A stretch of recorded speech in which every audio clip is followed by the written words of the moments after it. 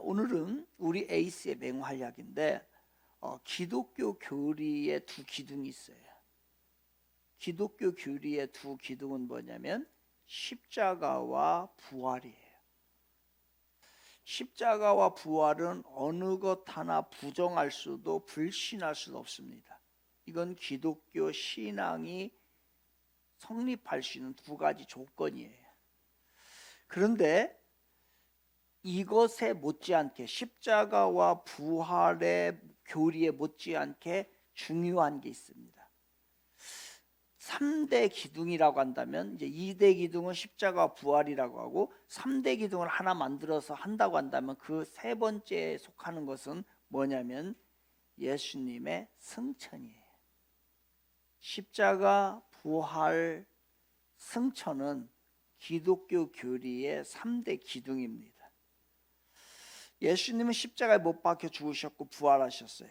그리고 하늘로 올라가셨어요. 그걸 승천이라고 하죠. 여전히 살아계세요. 십자가, 부활, 승천. 그런데 다른 종교에서도 사실은 부활을 조금 이야기를 해요.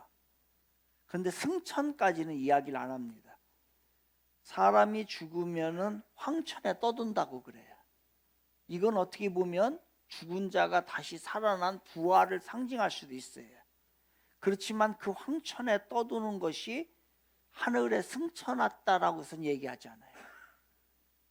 그러니까 우리들이 그동안에 조금 중요하게 취급하지 않았던 승천의 문제를 다뤄야 돼요. 그러면 부활하신 그 모습 그대로 하나님의 우편에 예수님이 앉아 계시다고 그래요. 그게 이제 19절이니까 굉장히 중요한 19절을 다시 한번 보겠습니다. 시작. 하늘로 올려지사 하나님 우편에 앉으시니라. 아멘. 그럼 여기서 예수님이 하늘에 올라와서 승천하셨어요. 하나님 우편에 앉아 계시다라고 하는 말은 뭘까? 그냥 어떤 공간적인 자리를 이야기하는 걸까? 그거 아니라는 거 알죠?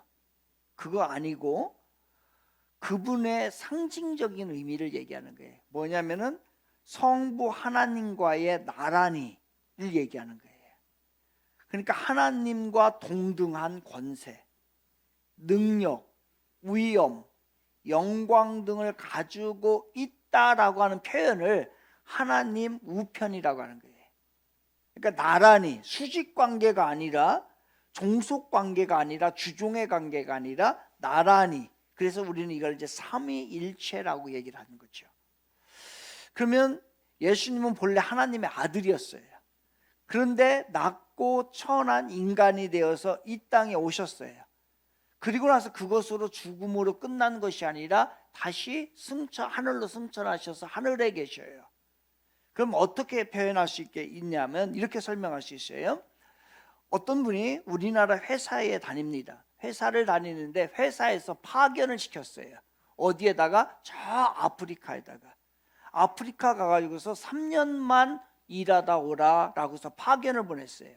그럼 3년이 되면 3년이 끝나고 나면 다시 복귀를 해야 돼요. 요거와 마찬가지로 하늘에 계시던 분이 이 땅에 오셔서 파견 근무를 하고 사역을 하고 다시 하늘로 복귀를 하신 거예요. 이게 바로 뭐냐면요, 승천입니다. 그렇다면 예수님은 그 승천하셔서 하늘에서 뭐 하고 계실까요?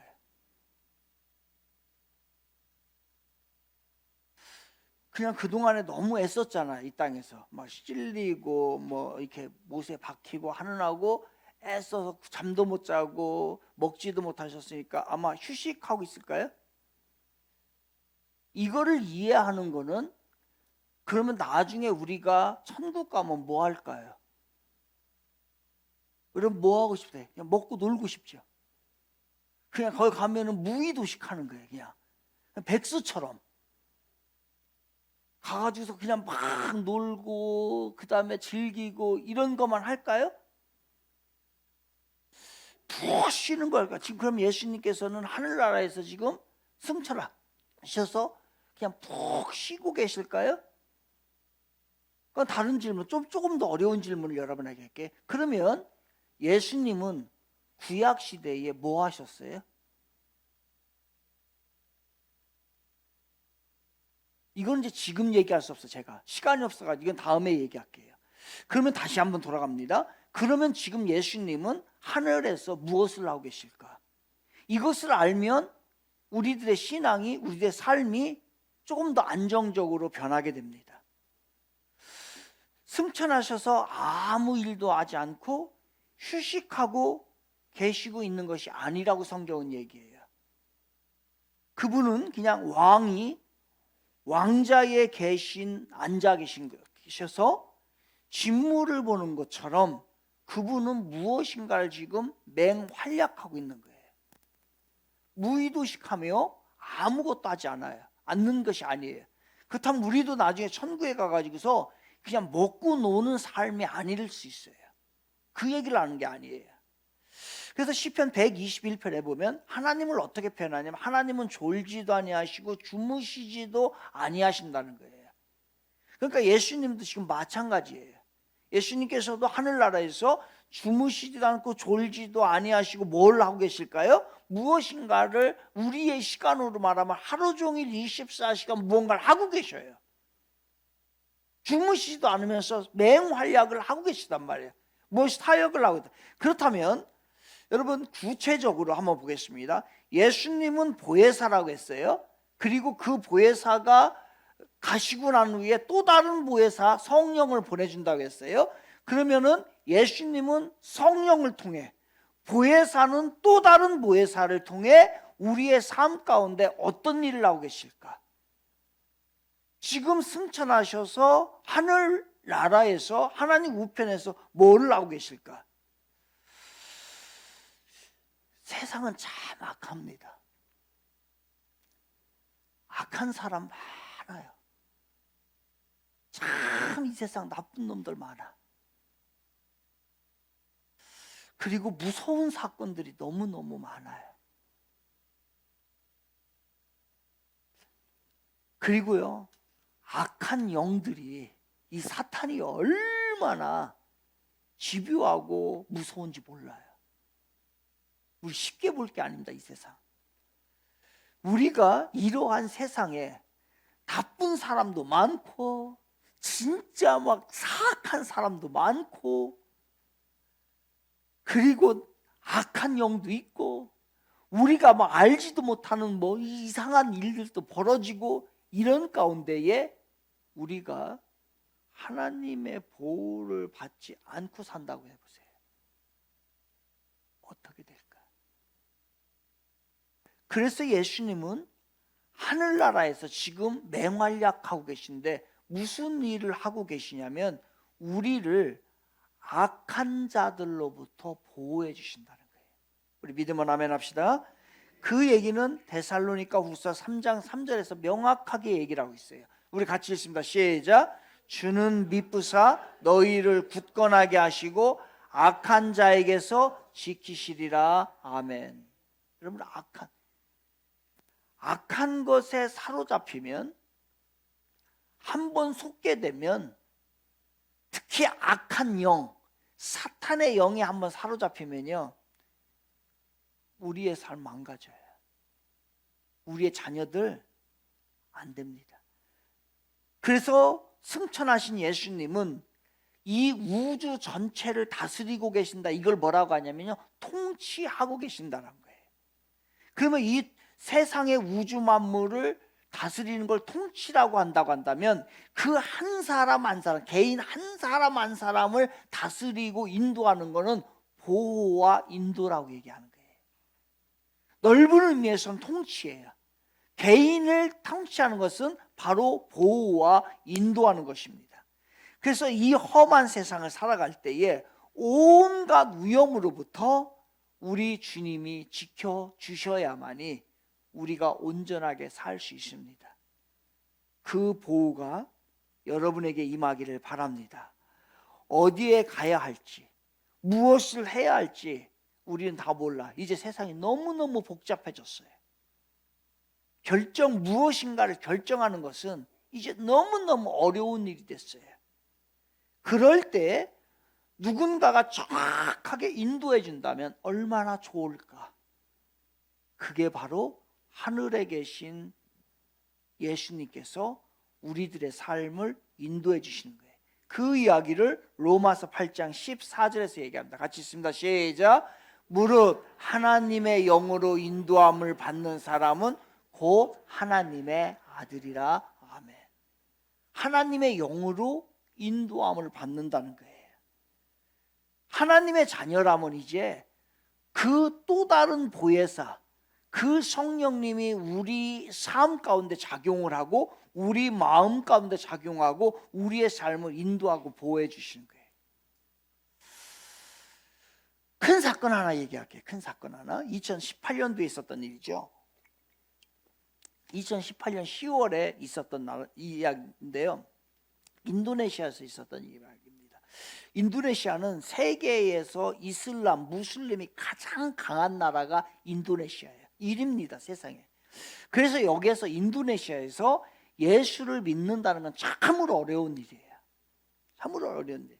그래서 그 하나님의 보호가 승천하셔서 하나님의 우편에 앉아 계신 하나님의 보호가 없으면은 살기가 참 믿음을 지키기가 어려운 나라가 인도네시아라고 할 수 있어요. 그 인도네시아 바티크 항공사에 소속이 되었던 사람이 있었는데 그 기장의 이름은 리코스타 마펠라라고 하는 사람이에요. 리코스타 마펠라가 바로 기장이었습니다.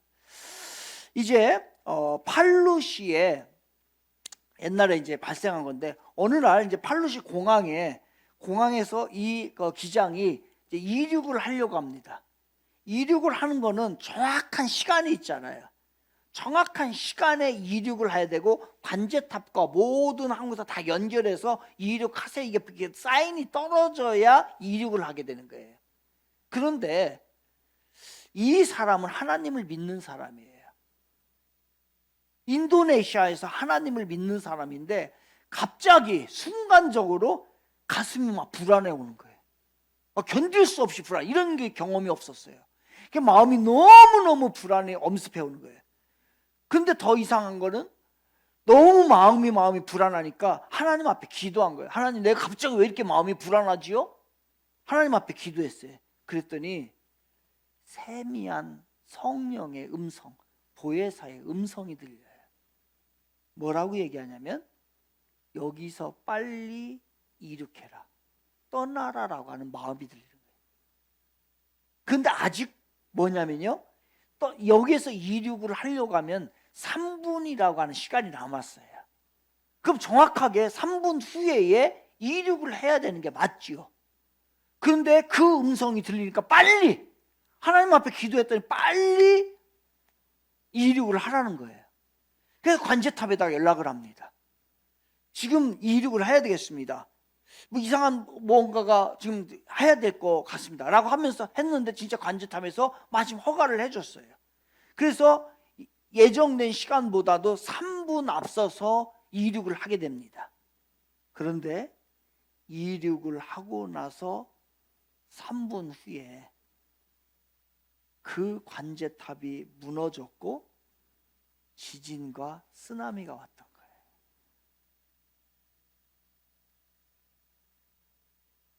그 관제탑에 있었던 관제사는 그때 죽었어요. 즉사했어요. 그리고 그 당시 비행기에 탔던 승무원과 승객이 몇 명이었어요? 147명이었어요. 그 147명은 살고 나머지는 죽었어요.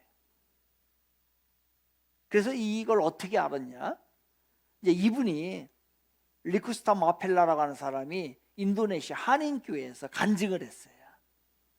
간증을 해 자기가 있었던 사건을요. 그 하나님의 음성을 듣고, 그래서 예수님이 우리를 보호해 주셨습니다. 예수님이 저를 인도해 주셨습니다. 모든 영광을 하나님 앞에 올립니다 라고 간증을 해서 이 사건이 알게 된 거예요. 예수님은 지금 뭐하고 계실까요? 이거예요. 이것이 큰 일이지만 작은 일들, 때로는 내가 하나님께서 성령 보혜사가 들리지 내가 못 듣겠지만 그래도 그분이 보호하시고 인도해 주십니다. 우리 에이스, 예수 그리스도. 이분이 지금 이 일을 위하여 계속해서 맹활약하고 계신 거예요. 하나님은 여러분을 사랑하시는 줄로 믿습니다. 그 하나님이 예수 그리스도를 통하여 또 다른 보혜사를 통하여 여러분의 삶을 보호하시고 인도하여 주실 줄 믿습니다. 또한 여러분의 자녀를 인도하지 않으면 이 악한 세상에서 어떻게 보호를 받겠어요? 그래서 이 우리의 에이스의 맹활약이 우리에게 필요해요. 그분은 우리를 보호하고 인도하는 것뿐만 아니라 이제 하나님과 우리 사이에서의 중보의 역할을 감당해요. 중보라고 하는 건 뭐냐면요, 중간 역할이에요. 중간을 연결하는 역할을 중보라고 합니다. 그래서 누가복음 24장에 보게 되면 예수님이 승천하시는 장면이 나와요. 그때에 누가복음 24장 50절에서 51절 같이 읽겠습니다. 시작. 예수께서 그들을 데리고 베다니 앞까지 나가사 손을 들어 그들에게 축복하시되 뭐 한 거예요? 손을 들고 축복했다는 건 뭐 한 거예요? 지금 손 들고 축복한 건 뭐 한 거예요? 기도한 거예요. 기도해요. 그래서 같이 읽겠습니다. 시작. 다음 절 25절 시작. 축복하실 때에 그들을 떠나 하늘로 올려지시니. 그러니까 아멘. 예수님께서는 그 대제사장이 되셔서 우리의 중보자가 되셔서 그 우리를 위하여서 축복기도 해주시는 모습을 이야기하고 있습니다. 그러니까 우리가 예수를 믿고 나서 우리가 천사처럼 다 변하는 게 아니에요.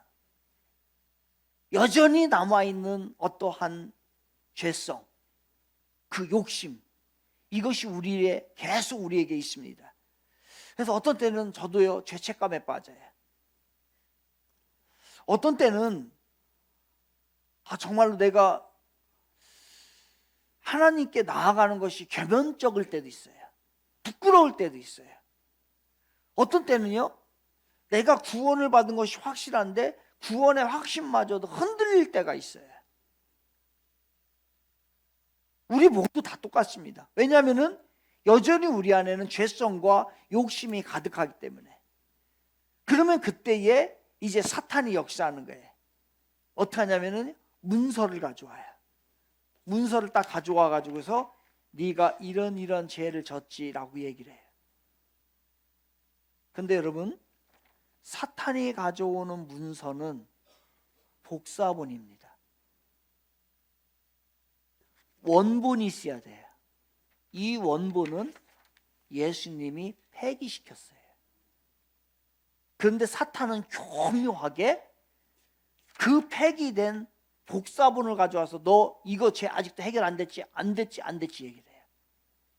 이것에 속지 마시기 바랍니다.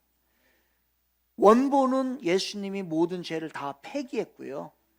그러한 죄책감이 느낄 때마다 아마 우리가 갈등하고 힘들 때마다 우리의 신앙 가운데에 겸연쩍고 구원의 확신이 없어서 힘들어 할 때마다 우리 예수님께서 맹활약하시는데 무슨 맹활약하시냐면 우리를 위하여 중보기도 하시고 우리를 위하여 보호와 인도해 주십니다.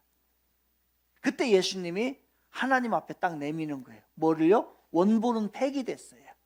지금 가지고 있는 거 모두 돌아다니는 거는 사탄이 가지고 있는 복사본이에요. 이거는 필요 없는 거예요. 이거는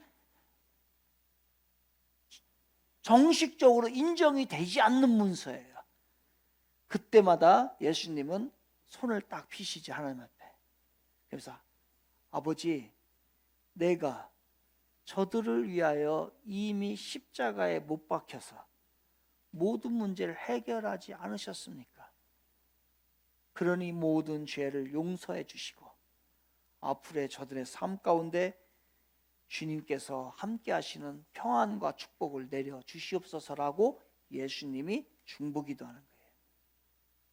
오늘 이 중보기도로 우리는 살아가게 되는 것이고 우리가 연약하고 때로는 무지하고 게으르고 낙심하고 너무 힘들 때에, 때로는 너무너무 힘들어서 너무너무 마음이 상해서 기도조차도 할 수 없을 때에 우리가 다시 일어서고 또 이 자리에 있을 수 있었던 것은 바로 우리의 에이스 예수 그리스도께서 중보기도의 맹활약을 하셨기 때문에 오늘도 우리는 그 게으름과 무지함과 낙심함과 힘듦과 때로는 우리가 일어설 수 없는 상황 가운데 다시 이 자리에 세워져서 하나님의 나라를 이루어갈 줄로 믿습니다.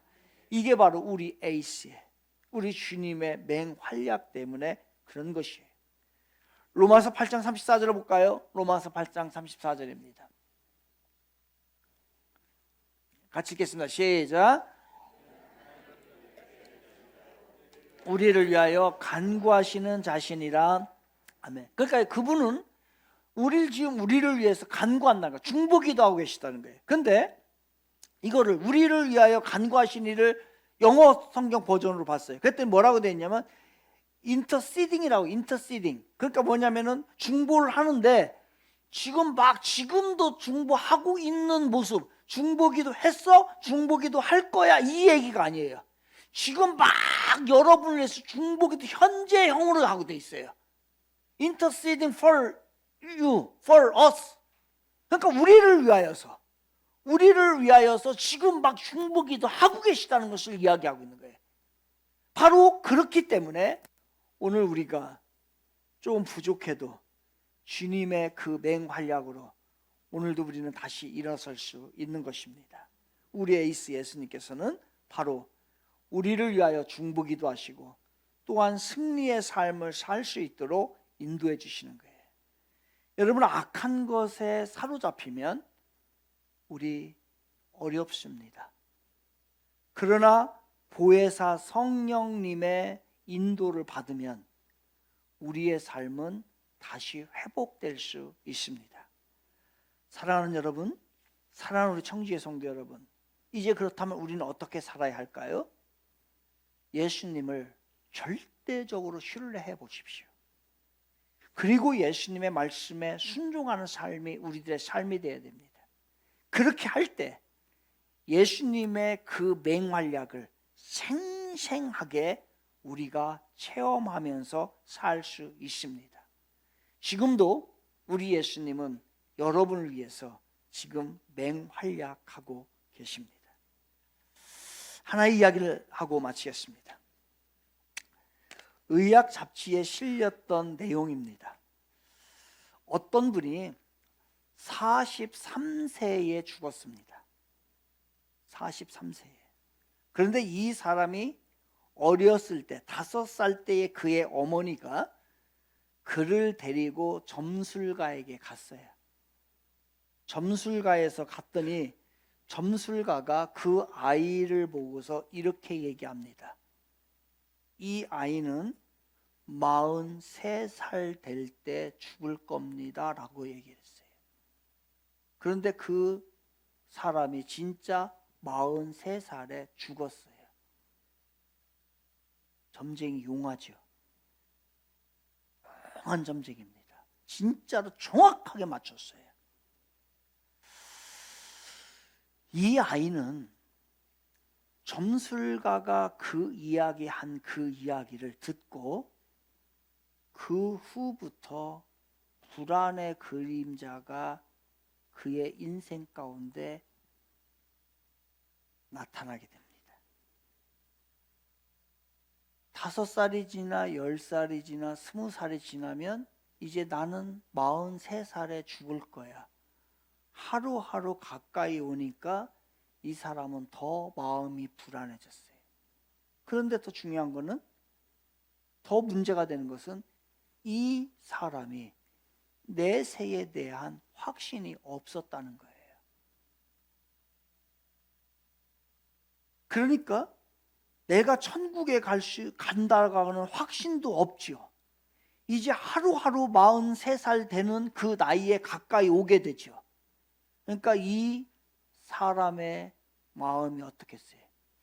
너무너무 불안했어요. 갈수록 고통스러웠어요. 그래서 밤마다 절규를 합니다. 그러다가 정말 43살에 이 사람이 죽었어요. 어떻게 죽었을까요? 이 사람은 마약 중독으로 죽었습니다. 그러니까 그 사람은 자기가 43살에 죽는다라고 하는 점술가의 그 한마디를 믿고 진짜 43살에 죽는 줄 알고 불안하게 살다가 결국은 그 불안을 못 견뎌서 마약을 하게 된 거예요. 그 점쟁이가 용한 게 아니라 악한 것이 그를 사로잡아서 그가 죽게 된 거예요. 그 사람이 누구냐? 그 사람이 이 사람입니다. 바로 엘비스 프레슬리예요. 엘비스 프레슬리가 그래서 마약 중독으로 43세에 죽게 돼요. 이게 악령입니다. 이게 악한 거의 역할이에요. 우리의 삶 가운데 악한 것에 사로잡히게 되면, 그것이 우리를 지배하고 우리를 위해서 맹활약하게 되면 언젠가는 망가져요. 그런데 놀라운 것은 이 엘비스 프레슬리, 저는 LP판을 몇 개를 이 친구 걸 가지고 있거든요. 그런데 찬송가도 불렀어요. 그래서 이 친구가 진짜 믿음이 있었을까? 아니요. 믿음 없었어요. 구원에 대한 확신 없었어요. 마치 그래서 이 사람은 조영남과 같은 사람이에요. 하나님을 부인하지만 가수고 노래를 잘하기 때문에 찬송가 판둔했던 사람이 조영남이에요. 마찬가지예요. 우리 신앙, 여러분, 얼마나 악한 세상인지 모릅니다. 얼마나 무서운 사건들이 우리와 우리의 자녀들을 잠식하려고 망가뜨리려고 지금 대기하고 있는 줄 모릅니다. 어떡하실래요? 여러분의 능력으로 이겨나갈까요? 아니요. 성령 하나님의 역사가 아니고서는 우리 모두 망가질 수 있습니다. 보혜사 성령님을 의지하시기 바랍니다. 그래서 예수님은 우리의 에이스, 우리의 주전, 우리의 주권자 되시는 예수 그리스도는 지금 하늘나라에서 밤낮으로 우리를 위하여 맹활약하고 계신 거예요. 우리를 보호하시고 인도하시고, 그리고 우리를 위해서 중보기도 하시고, 우리가 승리할 수 있도록, 악한 것에 지지 않도록 우리를 위하여서 지금도 승리를 위하여 맹활약하고 계십니다. 그분을 믿으시고 그분의 그 맹활약을 철저히 확신하시기를 바랍니다. 그럴 때 우리는 우리의 삶 가운데 예수 그리스도의 능력과 축복이 여러분과 함께 할 겁니다. 이러한 모든 성도 되기를 주님의 이름으로 축원을 드리겠습니다. 아멘.